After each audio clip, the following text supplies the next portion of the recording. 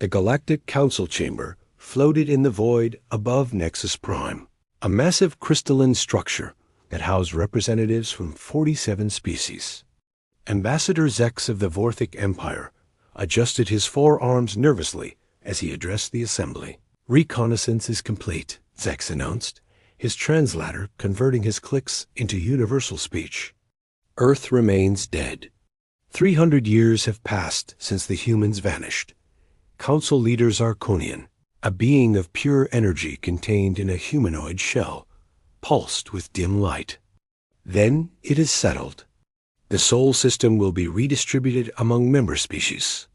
The humans' tragic end serves as a reminder no species should venture beyond their limits." The council murmured agreement. Everyone knew the story. Humans had tried to explore a distant nebula called the Void Sector. Their entire civilization, 12 billion souls, had disappeared overnight. Earth cities stood empty, ships drifted powerless, and not a single human remained in the galaxy. "Such waste," whispered Velter of the Etherian Collective. "They showed promise. Their adaptability was ... unusual." Zex nodded, remembering old reports. Humans had been strange creatures.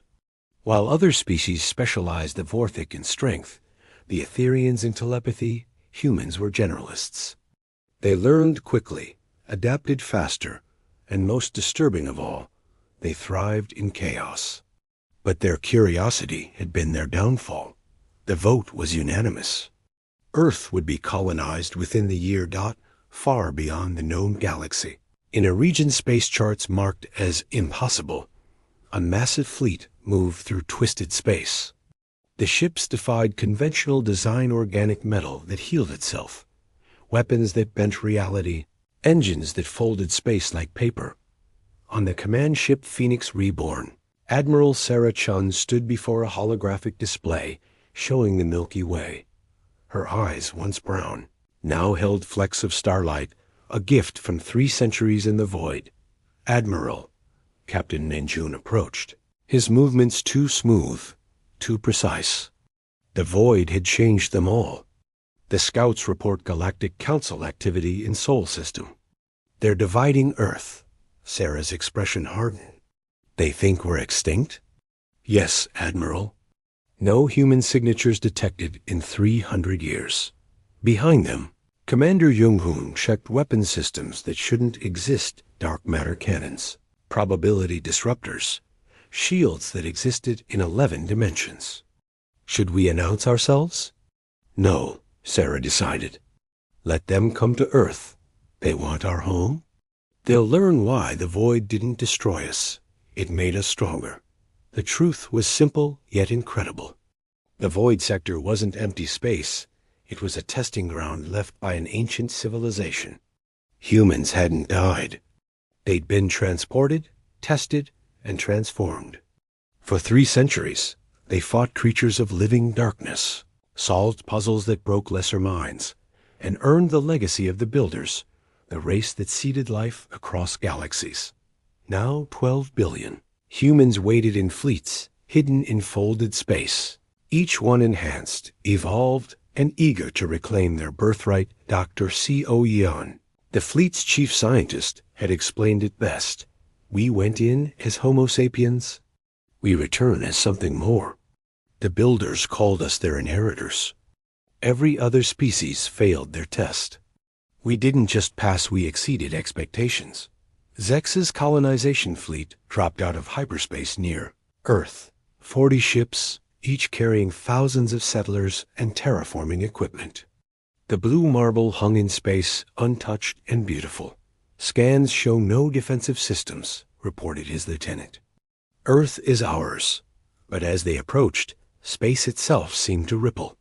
Zex's instruments went wild, showing impossible readings. Then they appeared, human ships emerging from nowhere, surrounding the colonization fleet instantly. A transmission cut through all channels. "In perfect galactic standard, this is Admiral Sarah Chun of the Terran Ascendancy. You are trespassing in human space. You have 1 minute to explain why we shouldn't send you back to your council in pieces." Zex's 4 hearts stopped. On his screen, he saw Sarah's face human, but not. Familiar yet alien, with eyes that had seen the universe's edge and returned. Impossible, he whispered. You're all dead. The void was our chrysalis, Sarah interrupted. We were caterpillars who thought we could fly. The void taught us to soar. Now leave or learn what 3 centuries of evolution in hell creates. The galaxy would soon discover that humanity's greatest trait wasn't there. Adaptability or curiosity. It was there. Ability to transform disaster into triumph. Asterisk ambassador. Zex's tentacles trembled as 40 human warships materialized from folded space, surrounding his colonization fleet like predators circling prey. The ships were wrong.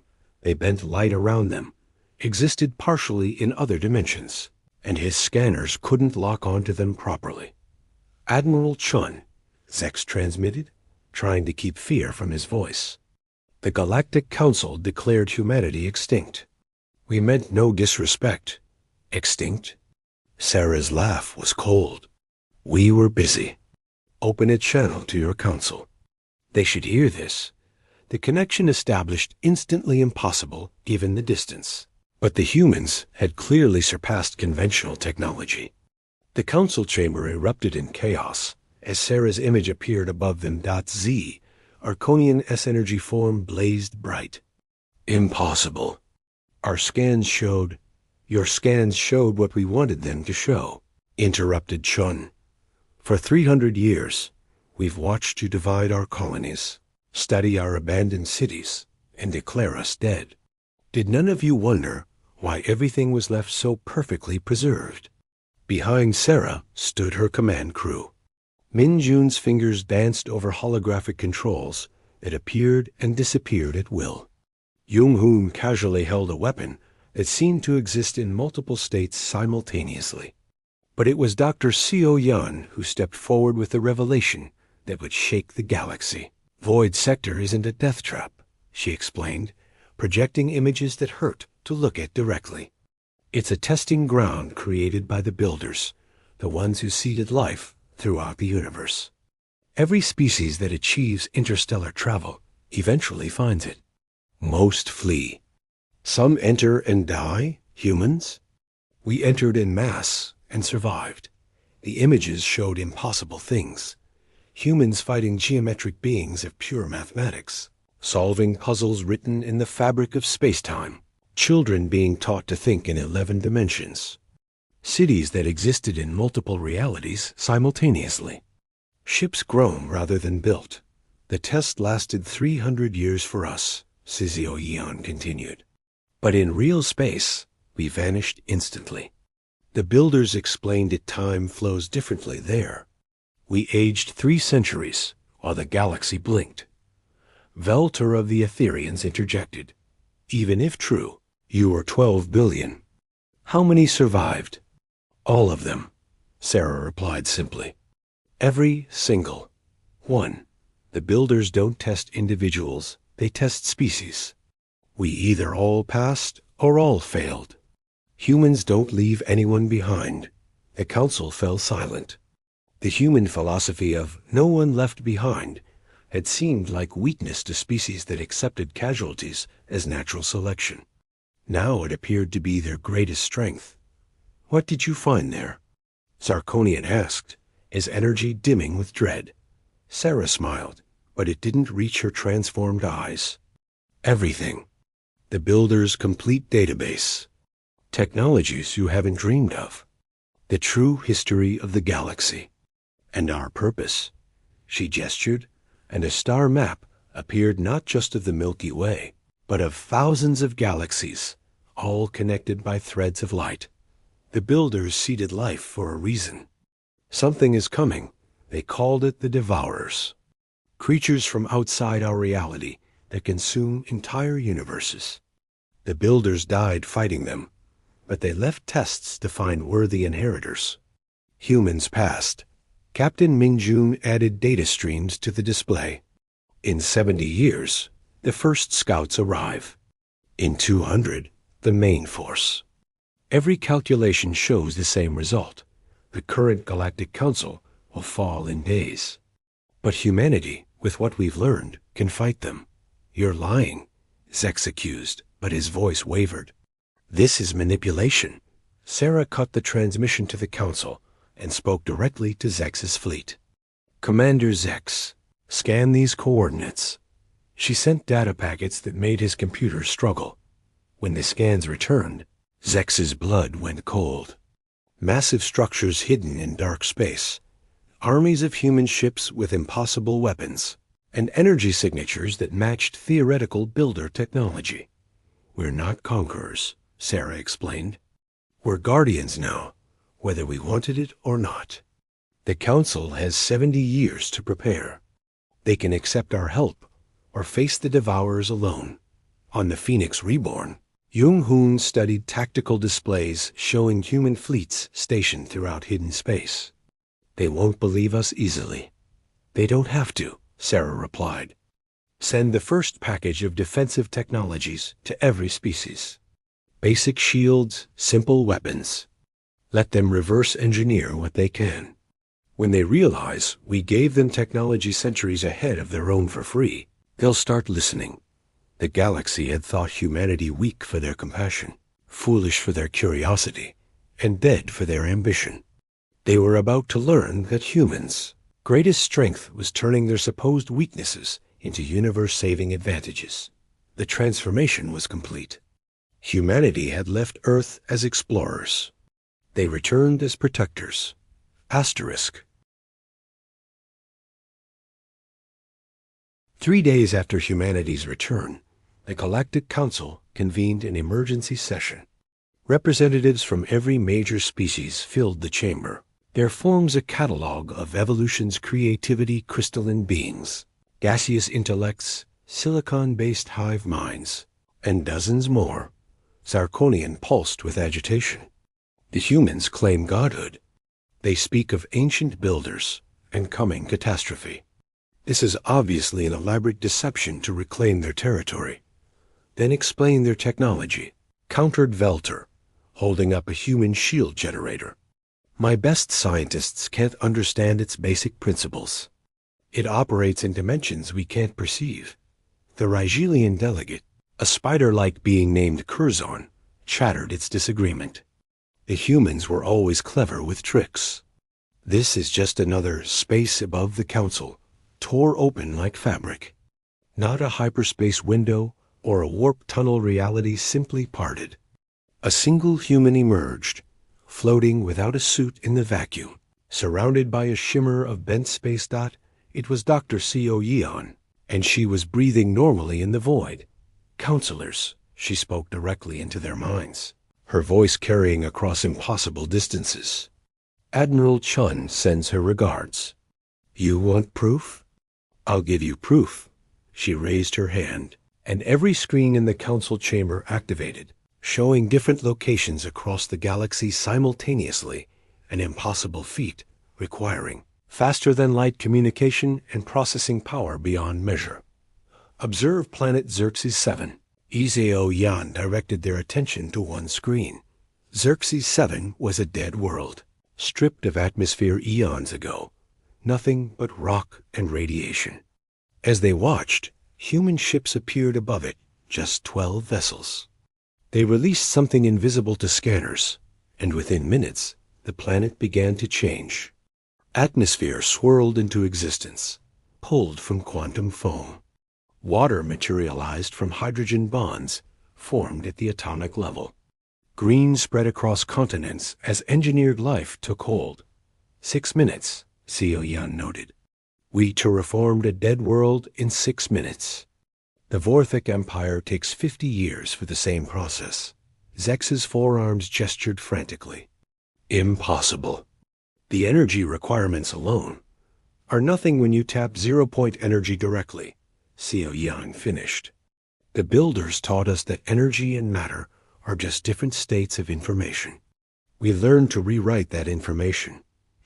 She turned to another screen, showing the void sector's edge. You want to see what we faced? What transformed us?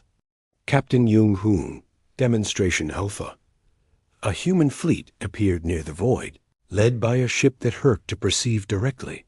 It existed in too many dimensions at once. Jung-hoon's voice came through the feed. Releasing contained specimen. A small pod ejected from the ship.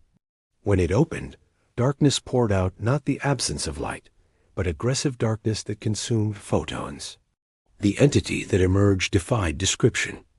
It was geometry given hunger, mathematics made malevolent. The council watched in horror as the creature barely escaped by void. Standards tore through a deployed drone fleet like paper. Weapons passed through it. Shields meant nothing. It existed partially outside normal space-time, attacking from angles that shouldn't exist.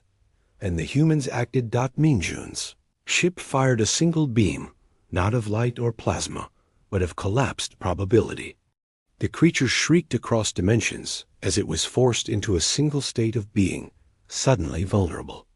Jung-hoon followed with weapons that deleted sections of space, creating wounds in reality that the entity couldn't cross. In seconds, the void creature was contained, compressed, and eliminated. That, Seo Yeon said quietly, was a baby. The ones we fought in the void were continental in size. Some were living planets. We fought them for 3 centuries. We learned to kill them.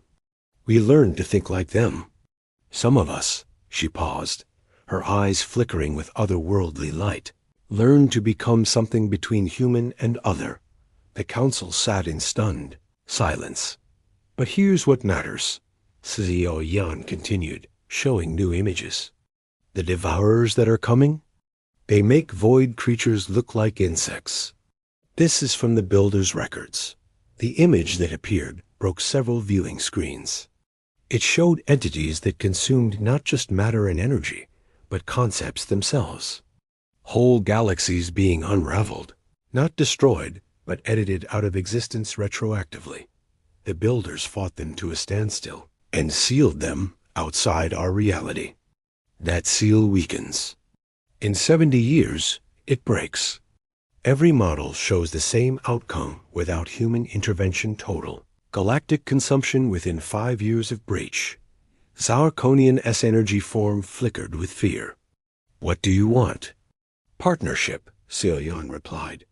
We'll share our technology freely. We'll defend every world equally. We ask only for recognition of human sovereignty and assistance in preparing the galaxy's defense. The Builders chose us as inheritors, but we choose to be protectors. The question is, will you let us? 6 months had passed since humanity's return.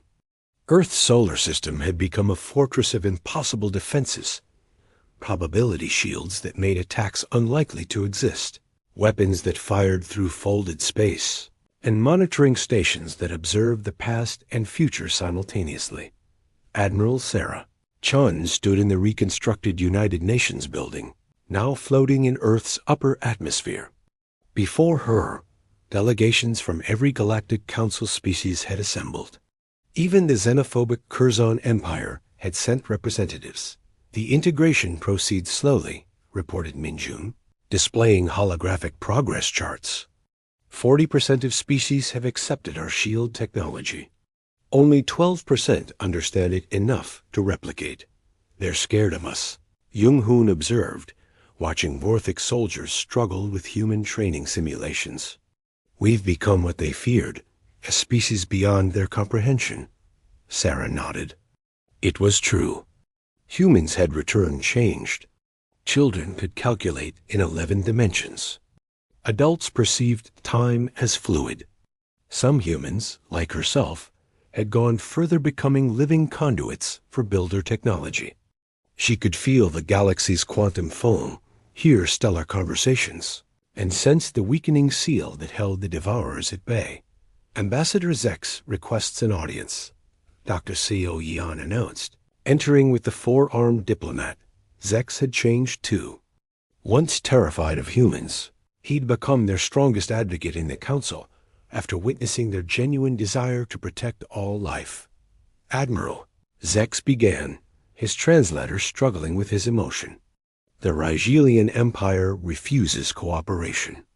They're building their own defenses, claiming humans plan to enslave the galaxy once the threat passes. Curson's paranoia, Sarah sighed. Show them Simulation 7. The room transformed into a stellar battlefield. They watched as human fleets held the line against Devourer Scouts creatures that deleted matter by observing it differently. Ships died by thousands. Humans sacrificed themselves to buy seconds of time for evacuating alien colonies. Every simulation shows the same thing, Sarah explained. We can't win alone. We need every species fighting together, or we all fall separately. Suddenly, alerts screamed across all channels. Seo Yin's eyes went wide, reading data streams directly through her neural interface. Admiral, something's happening at the Void Sector. The seal, it's fluctuating. The main screen showed the Void Sector's edge where space itself was writhing. Reality bent, twisted, and something pressed against the fabric of existence from the other side. Too early, Jung-hoon breathed. 70 years, you said. Unless something weakens it from our side, Seo Yan realized with horror. The Rigelians. Their new weapons, they're based on dimensional manipulation. They don't understand they're degrading the seal. Sarah didn't hesitate. All fleets, emergency jump to Rigelian space. Jung-hoon, prepare Containment Protocol 7. Min-jun, evacuate nearby systems. She turned to Zex. Tell the Council we need everyone.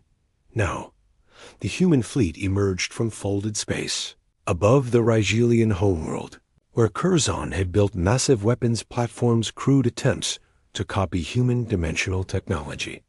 The weapons were firing, tearing holes in space-time, trying to create their own protective barrier.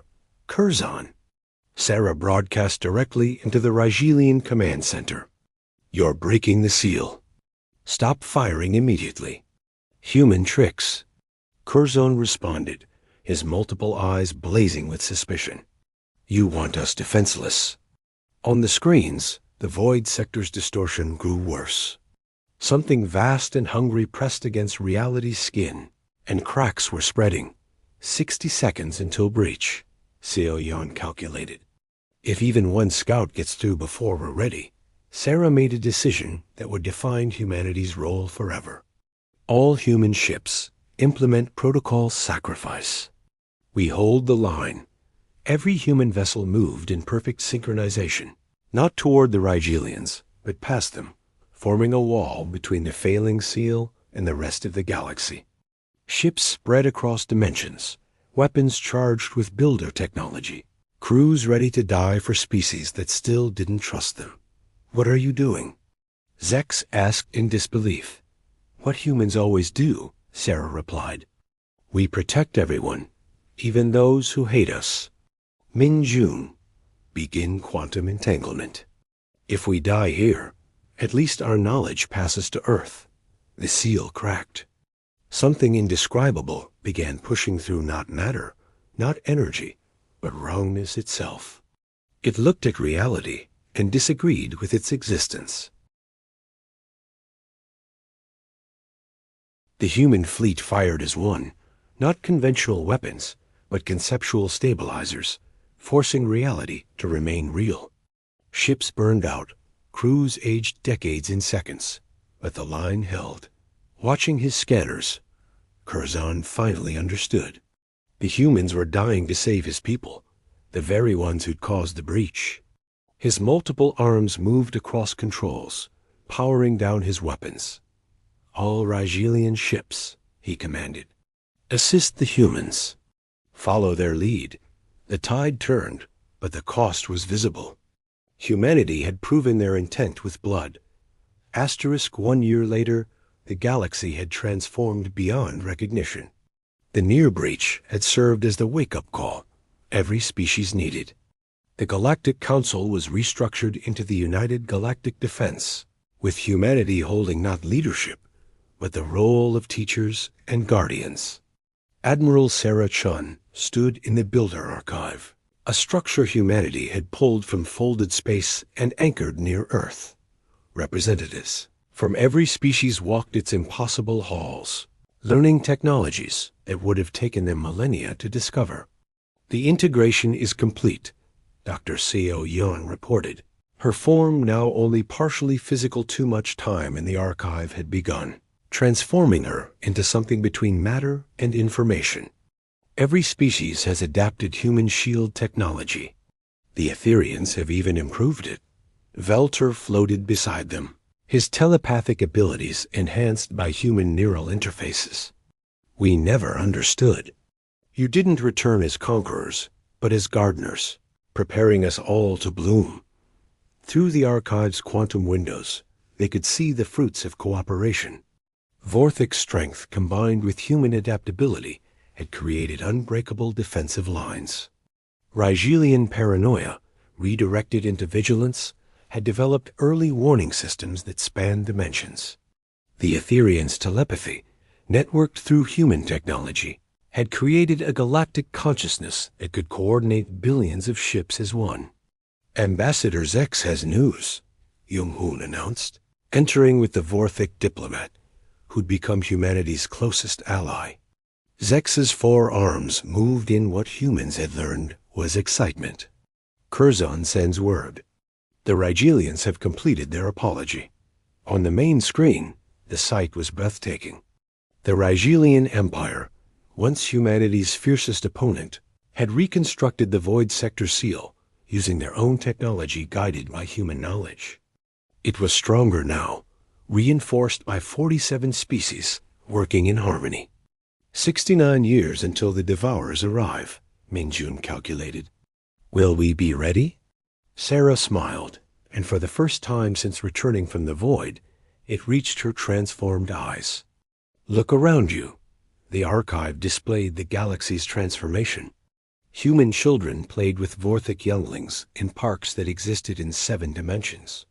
Etherian philosophers debated with human scientists about the nature of consciousness across species. Rigelian engineers worked alongside human builders, creating weapons that protected rather than destroyed. The builders were wrong about one thing, Sarah continued. They thought one species would inherit their legacy. But humanity's greatest strength wasn't our individual evolution. It was our ability to lift others with us. Curzon himself appeared on the communication channel, his multiple eyes showing an emotion his species rarely displayed: humility. Admiral Chun, he began, I request the honor of leading the first combined fleet beside humanity when the Devourers arrive. Not beside us, Sarah corrected. With us, as equals. The transformation was remarkable. The galaxy that had once feared human extinction now drew strength from their return. Technologies flowed freely between species. Defensive platforms designed by human creativity, built with Vorthic strength, powered by Rigelian energy manipulation, and coordinated by Etherian consciousness, dotted every system. But the greatest change was philosophical. Humanity had introduced a radical concept. No species was expendable. The strong protected the weak. The advanced uplifted the developing. Competition was replaced with cooperation.